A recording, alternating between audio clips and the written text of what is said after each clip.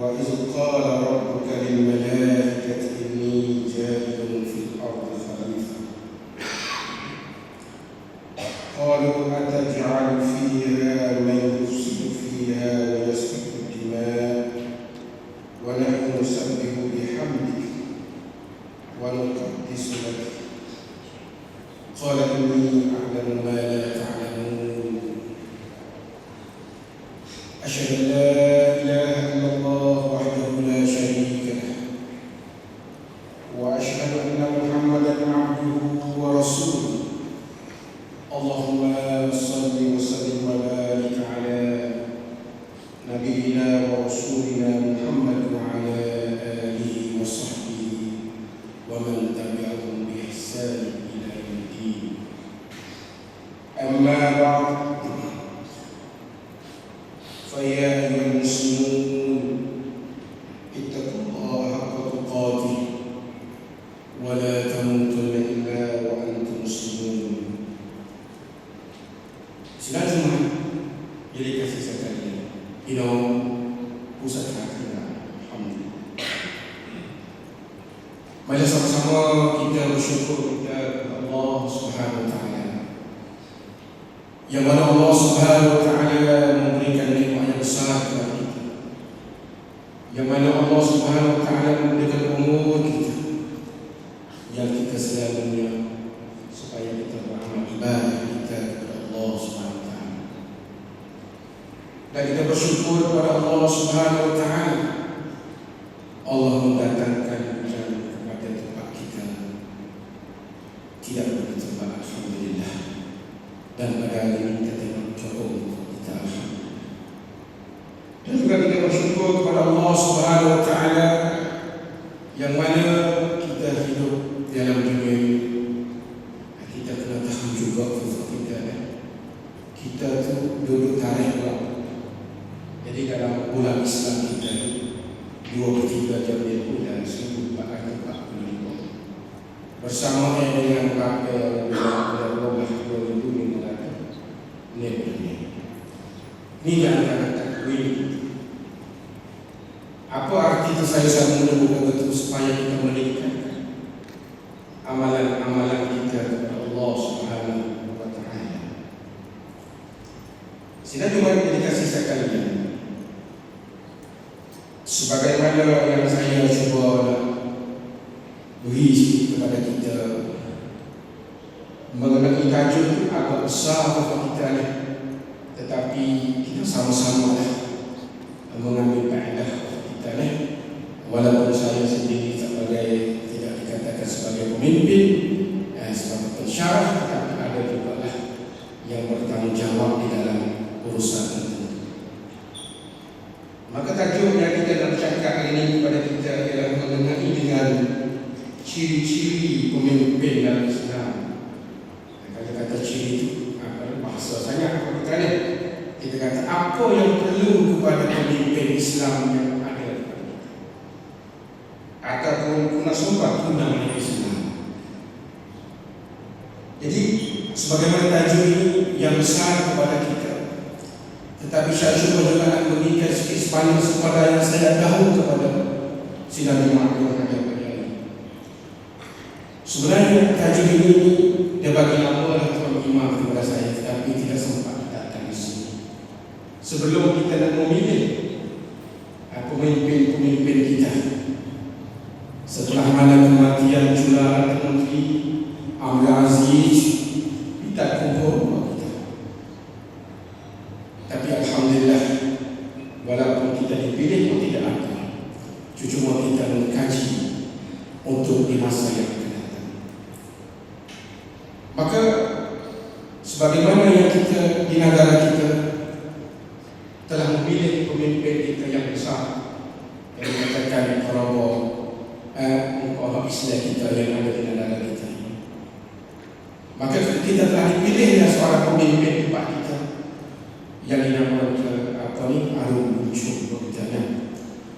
Dan selepas itu kita ada memilihnya yang menjadi pertua majelis agama Islam. Perkataan kenakan Islam macam-macam 40 wilayah yang ada di negara kita. Itu dikatakan pemimpin.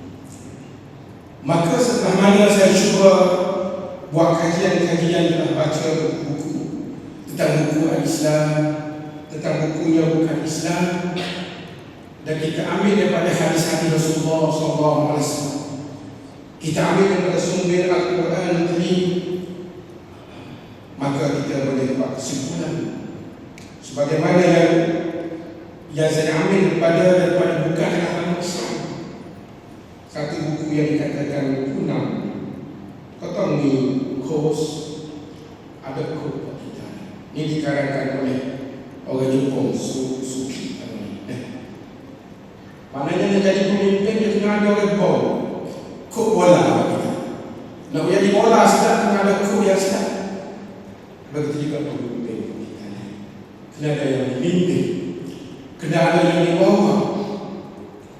Apatah lagi kita umat Islam kita perlu ada orang bimbing kepada anak-anak generasi yang kita ada pada hari ini. Ada yang muda, ada yang ajian kita yang masih yang lain. Jadi apabila kita sebut pemimpin ini, ayat-ayat Al-Quran yang jelas kepada kita sebagaimana yang saya baca dalam awal tadi.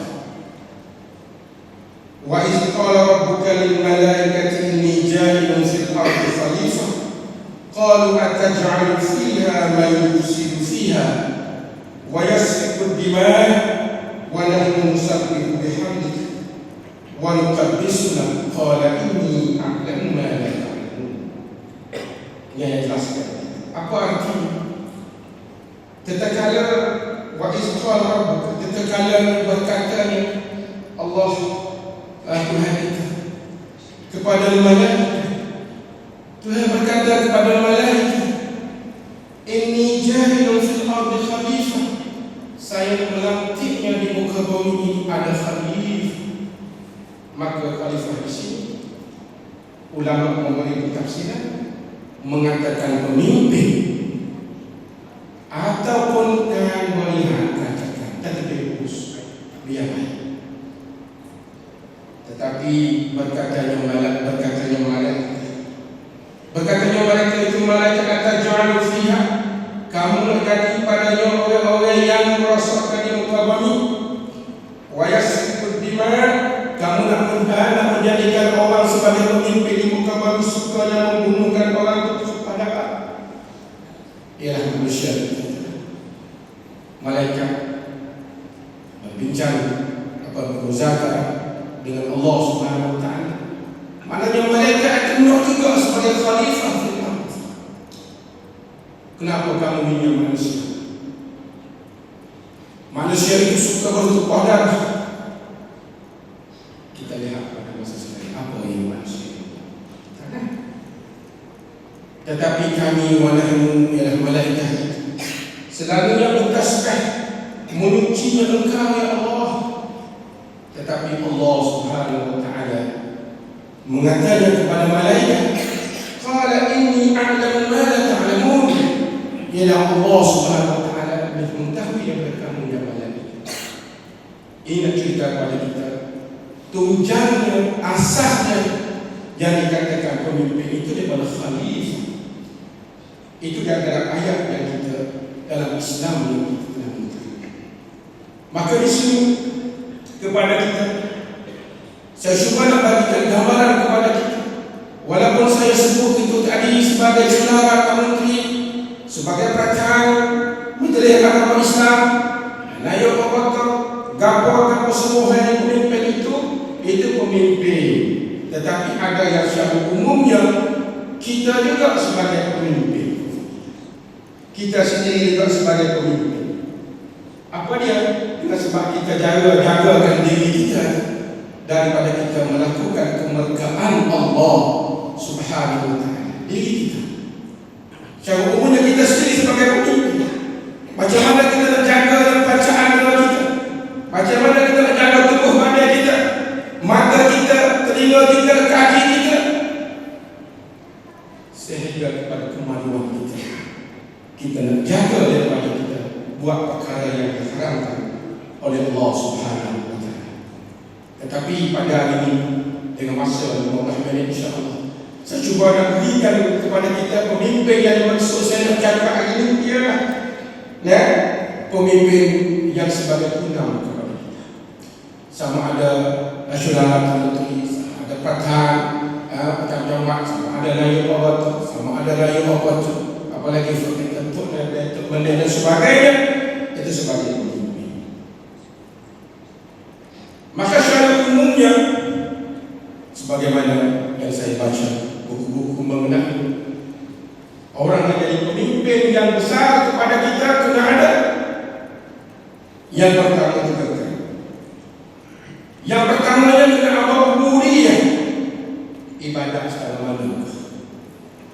Yang kedua mas'uliyah, tanggung jawab secara manakah mereka. Yang ketiga ialah itqan, masalah kita cerdikan. Jadi saya cuba nak cakap 3 kali Cuba kita lihat apakah yang dimaksudkan sebagai ubudiyah. Kalau kita rasa jadi pemimpin, masa yang akan datang dari kita. Masa yang maka kita cubalah. Usahakan diri kita itu sejauh mana keberfahaman kita terhadap ta'abudiyah diri kita kepada Allah Subhanahu wa taala. Kenapa yang molek konteks ibadah kita kepada Allah Subhanahu wa taala kita. Sebagaimana ayat jelaskan kepada kita di dalam surah Al-An'am 102 hingga 103. Apa dia? Qul inna salati wa nusuki wa mahyaya wa mamati lillahi rabbil alamin la syarika lahu wa lidzalika umirtu wa ana awwalul muslimin. Maksudnya, katakanlah Muhammad, inna salati itu semaya ibadah, semaya aku, wa nusuki juga ibadah aku juga, ini termasuk sekali tadhiyah, pengorbanan melehmu sebagainya. Wa mahyaya, dan hidup kita dalam kita hidup ini, macam mana kita nak menjadikan ibadah kita dalam hidup kita. Cari mati kita nak menjadi ibadah dalam cari mati. Wa mamati, dan mati kita lillahi rabbil alamin, berserah kepada Tuhan itu. Tuhan itu yang rabbil alamin, yang mana Tuhan itu yang mengatur seluruh alam yang ada. Dan juga ada kata la syarikalah, jangan kita syirik dengan Allah Subhanahu wa taala. Jadi sejauh manakah kita kefahaman kita dengan ta'abudiyah kita, ubudiyah kita. Kita sebagai pemimpin, kita kena faham apa konteks, apa konsep, apa pengertian ibadah ubudiyah kita kepada Allah Subhanahu wa taala. Kalau kita baca buku-buku yang dikarangan pemimpin yang bukan Islam, dia tidak ada benda ini. Tidak ada benda ini. Yang pertama.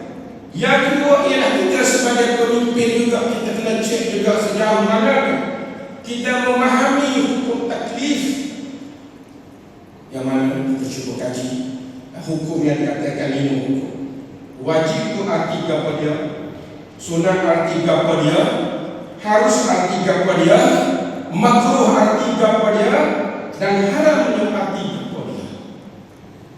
Ini yang kedua kita supaya kita nak mencapaikan perkataan Allah Subhanahu wa taala radhiyallahu anhu. Yang ketiga ialah sejauh manakah kita terhadap ubudiyah kita terhadap Al-Quran Al-Karim. Sejauh mana kita membaca Al-Quran Al-Karim. Itu juga kita boleh cek kepada kita. Al-Quran kita kena dekat kepada kita. Bukan kita sebulan kita tak pernah sentuh dengan Al-Quran.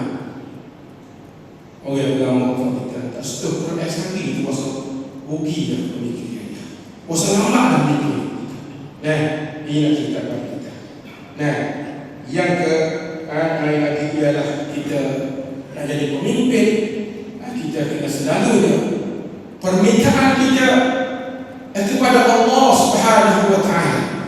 Ini di antara dikatakan konteks yang dikatakan kepada kita sebagai pemimpin, dia kena mengetahui betul-betul ubudiyah, ibadah kepada Allah Subhanahu wa taala.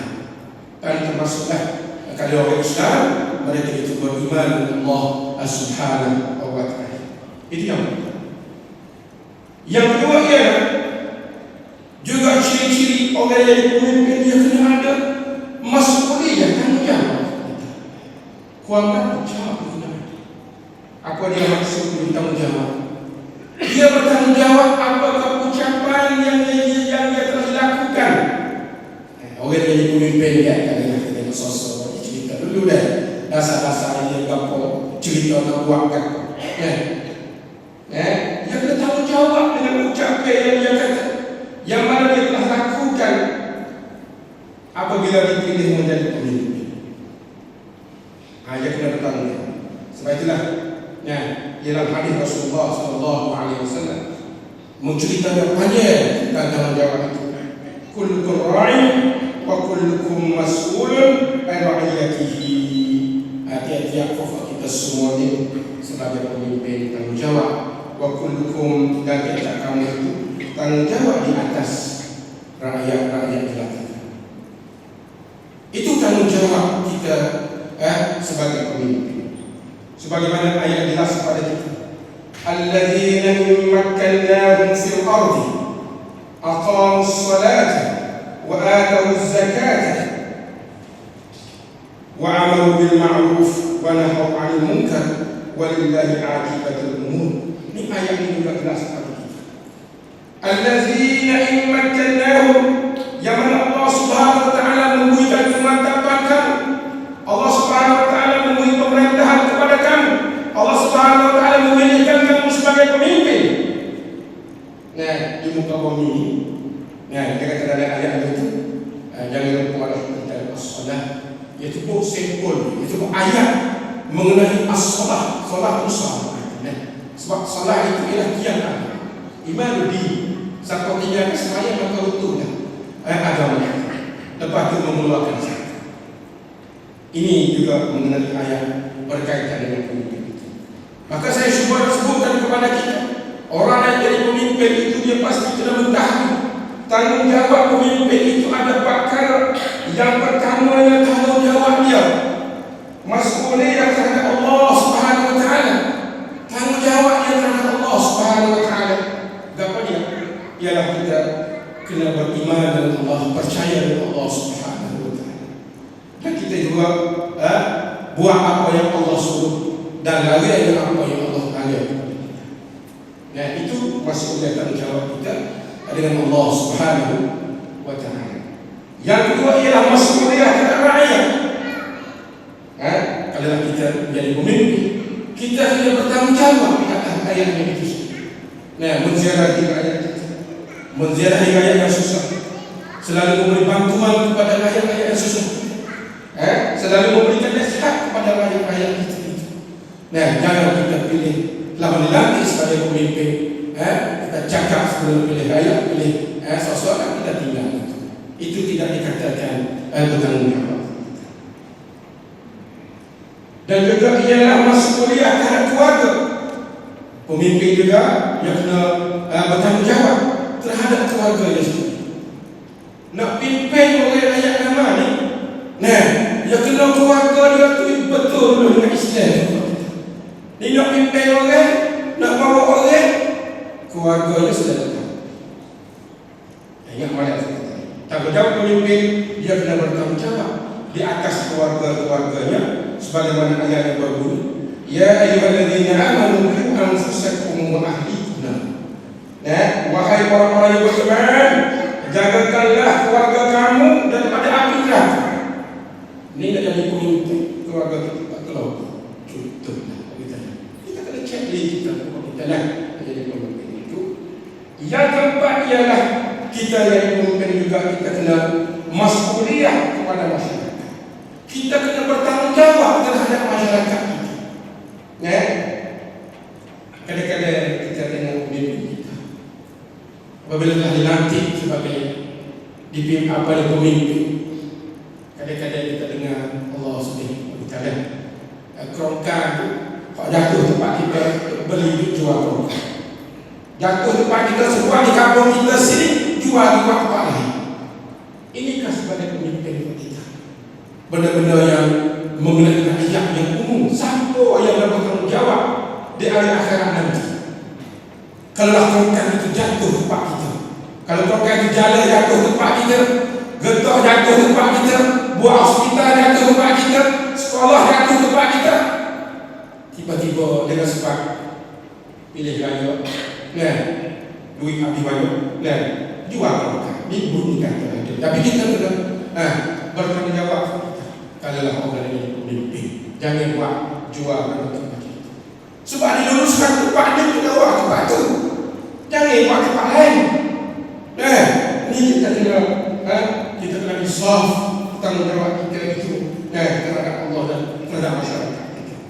Dan ciri-ciri juga sebagai pemimpin ialah kita kena ada amanah kita kepada masyarakat, kepada Allah. Dan kita kena ada sifat benar kita. Dan kita kena ada sifat disiplin dan teraturnya kita. Kalau tongkat itu, contohlah, dalam masa setahun, kita kena bersiap setahun. Jangan kita tu setahun tu setengah tak sampai. Duit tahu di mana. Kena bersiap, kena disiplin molek duit-duit hak kepada kita untuk nak buat projek. Kita dan juga pemimpin itu kena ada sifat budi pekerti yang mulia. Itu yang kedua. Yang ketiga ialah mengenai ikhtiar. Orang yang jadi pemimpin ini ialah dia kena agak banyak dalam kita sebagaimana hadis Rasulullah sallallahu alaihi wasallam menjelaskan kepada kita, inna Allah azza wa jalla yuhibbu idza amala ahadukum amalan an yutqina. Sesungguhnya Allah Subhanahu wa taala sukanya apabila seseorang itu nak buat satu kerja, kena yutqina, kena tekun buat kita, kena selalu buatnya.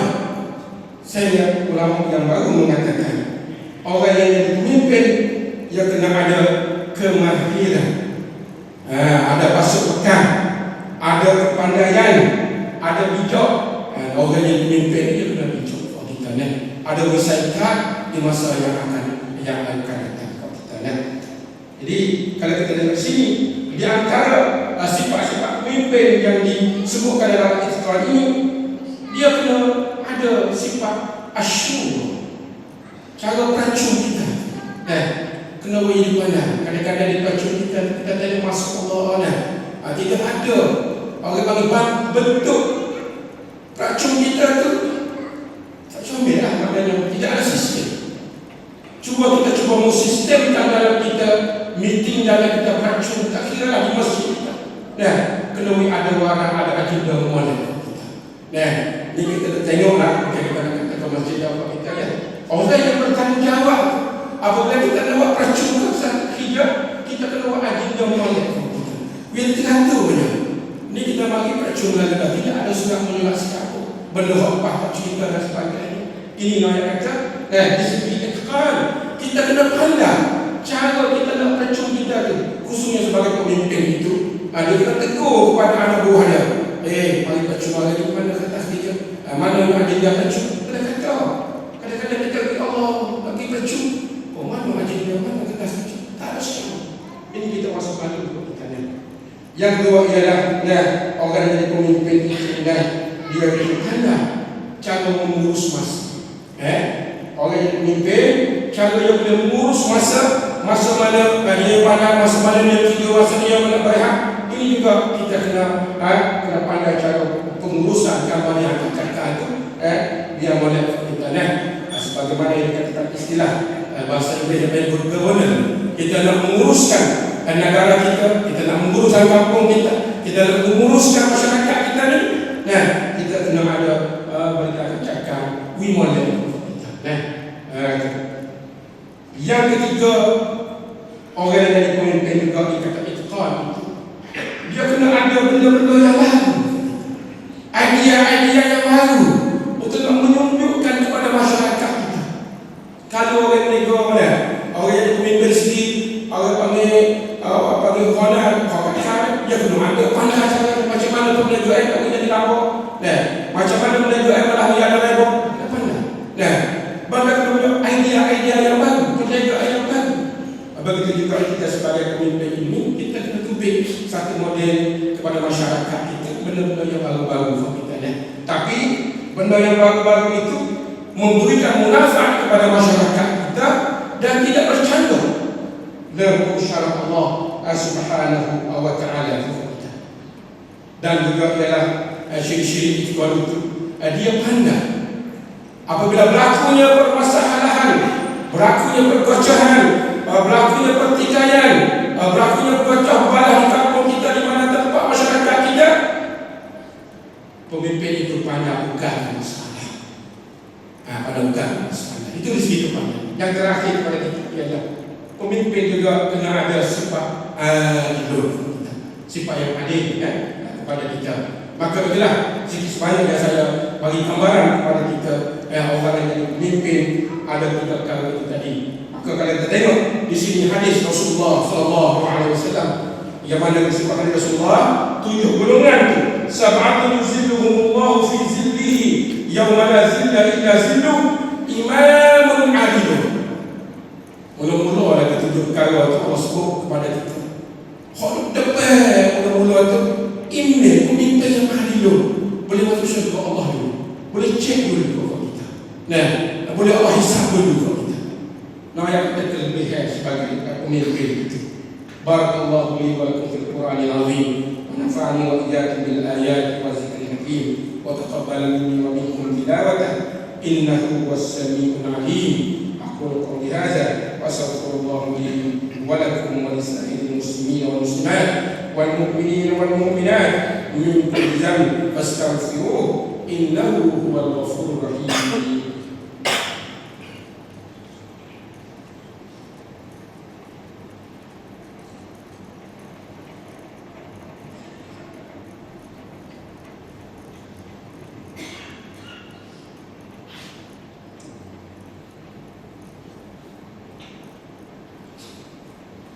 إن الحمد لله نحمده ونستعينه ونستغفره ونستهديه ونعوذ بالله من شرور أنفسنا ومن سيئات أعمالنا من يهده الله فلا مضل له ومن يضلل فلا هادي له أشهد أن لا إله إلا الله وحده لا شريك له وأشهد أن محمدا عبده ورسوله اللهم صل وسلم وبارك على نبينا ورسولنا محمد وعلى آله وصحبه ومن تبعهم بإحسان إلى يوم الدين. أما بعد فيا أيها الذين آمنوا اتقوا الله واعلموا أن الله مع المتقين. Sidang Jumaat yang dikasihi sekalian, maka saya cuba memberi sedikit juga kepada kita apakah perbezaan didikan pemimpin Islam dengan didikan yang bukan Islam. Maka kalau kita baca buku-buku didikan-didikan yang bukan Islam itu, mereka tidak termasuk, tak bubuh kalimah ta'abudiyah, cara ibadah kepada Allah Subhanahu wa ta'ala. Sebagaimana kita orang Jepun yang tulis itu, orang yang orang yang pemimpin yang molek kena ada kos yang molek. Maka dia tak bubuhnya tentang agama itu sendiri. Dia kata pemimpin ialah kena pandang cakap, kena tawaduk dan sebagainya yang mana saya sebut tadi. Tetapi dalam Islam, pemimpin kita dia kena ada satu lagi ialah ta'abudiyah kita kepada Allah Subhanahu wa taala. Yang pertama, yang kedua kena ada mas'uliyah. Mas'uliyah juga disebut dalam kitab-kitab karangan orang Jepun tadi saya sebut tadi. Dan juga itqan, kecerdikan juga ada juga disebut dalam kitab yang dikarangkan oleh orang-orang Jepun itu tadi. Sebab kita tengok negara dia maju sebagai penekanan di sini. Tetapi tentang agama mereka itu tak tahulah bercakap agama apa, tetapi kita umat Islam kita, adik-adik kita yang adalah khusus kita kira terus tak ada masalah, tapi kita jangan lupa kita kena bubuh agama kita di dalam itu. Kita sebab kita tengok kadang-kadang anak kita dididik sebagai punam itu tidak ada tentang ta'abudiyah kepada Allah Subhanahu wa taala, sebagaimana kita tengok di negara-negara Arab yang ada apa yang berlaku di bumi Palestin hari ini. Berapa orang pemimpin yang lawan dengan Zionis, berapa orang boleh pilih kita yang dekat tepi-tepi itu tak kata perkara sebagaimana yang berlaku di masyarakat kita di negara Palestin yang ada sekarang. Itulah sebanyak yang saya boleh bagi kepada kita. Maka banyak sama-sama kita selawatnya kepada junjungan Nabi kita sallallahu alaihi wasallam. Inna Allah wa malaikatahu yusholluna 'alan nabi ya ayyuhalladzina amanu shallu 'alaihi wa sallimu taslima. Allahumma shalli wa sallim ala nabiyyina Muhammad wa ala alihi wa sahbihi. Allahumma ighfir lil muslimin wal muslimat wal mu'minin wal mu'minat. Allahumma ighfir al-islam wal muslimin wal syirk wal musyrikin wa dammir a'da' ad-din min al-kafirin wal munafiqin وعلي كلمتك إلى يوم الدين. اللهم إنا نسألك بأسمائك الحسنى وصفاتك العلى أن تنصر إخواننا في فلسطين ولغزة خاصة، وأن ترفع عنهم الظلم والاضطهاد، وأن تعيد لهم أرضهم المقدسة، وأن تجعل مسجد الأقصى حرا شريفا آمنا. Kita minta kepada semoga Masjid Al-Aqsa itu adalah dimerdeka oleh orang Islam yang pasti tadi. Allahumma inna ala zikrika wa syukrika wa husni ibadatika wa ala al-intisami bi hablil matin wa ittiba'i sunnati nabiyyikal karim sallallahu alaihi wasallam. Rabbana zalamna anfusana wa in lam taghfir lana wa tarhamna lanakunanna minal khasirin. Rabbana atina fid dunya hasanah الآخرة حسنة وقنا عذاب النار. عباد الله، إن الله يأمر بالعدل والإحسان وإيتاء ذي القربى وينهى عن الفحشاء والمنكر والبغي يعظكم لعلكم تذكرون. فاذكروا الله العظيم يذكركم واشكروا على نعمه يزدكم واسألوا من فضله يعطكم ولذكر الله أكبر والله يعلم ما تصنعون. أقم الصلاة.